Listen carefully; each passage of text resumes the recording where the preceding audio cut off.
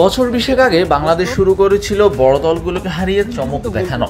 নিয়মিত না পারলেও হুটহাট বড় দলগুলোকে চমকে দেওয়ার এই সময়টা চলেছে প্রায় 10 বছর আগ পর্যন্ত। 2015 থেকে মাশরাফির বাংলাদেশ নিয়মিত বড় দলগুলোকে হারিয়েছে বলে কয়ে। বড়দের নিয়মিত 3 ফরম্যাটে নিজেদের দেশে হারানোটা বেশ ভালোই পারত বাংলাদেশ। তবে দিন যত যাচ্ছে বিদেশের মাটিতে ছোট কিংবা বড় দলের সাথে বাংলাদেশের লড়াই হয়ে যাচ্ছে কঠিনতর।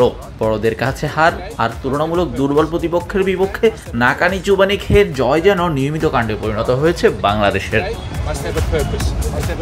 শক্তি সামর্থ্য থাকার পরও এইভাবে মাঝে মাঝে জয় পাওয়াটা বেশ দৃষ্টিকটু লেগেছে প্রোটিয়া গ্রেট শন পোলকের কাছে। বিশ্বকাপ দেখতে এসে ওয়েস্ট ইন্ডিজ এবং আমেরিকায় আসা এই কিংবদন্তি বাংলাদেশ ক্রিকেট নিয়ে তার ভাবনা শেয়ার করেছেন বাংলাদেশের জাতীয় দৈনিক প্রথম আলোকে।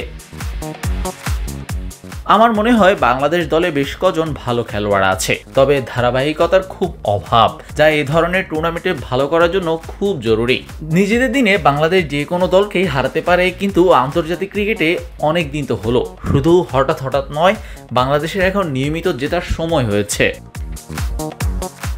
বাংলাদেশ ক্রিকেটের আসল সমস্যা কোথায়? ম্যানেজমেন্টের সমস্যা নাকি লিডারশিপে?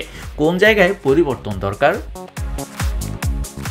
আমি ঠিক বলতে পারবো না, তবে বাংলাদেশ দলে আমি খুব ঘন ঘন পরিবর্তন হতে দেখি। সাপোর্ট স্টাফে পরিবর্তন, অধিনায়কত্বে পরিবর্তন, এটা কোনো দলের জন্যই ভালো নয়। জীবনের সব ক্ষেত্রে সাফল্য পেতে স্থায়িত্ব লাগে। শন পোলকরা তাদের পরামর্শ দিচ্ছেন, নীতি নির্ধারকরা সেটা শুনবেন কিনা কিংবা ভেবে দেখবেন কিনা সেটা তাদের হাতে, তবে শুনলে নিশ্চয়ই মন্দ হবে না।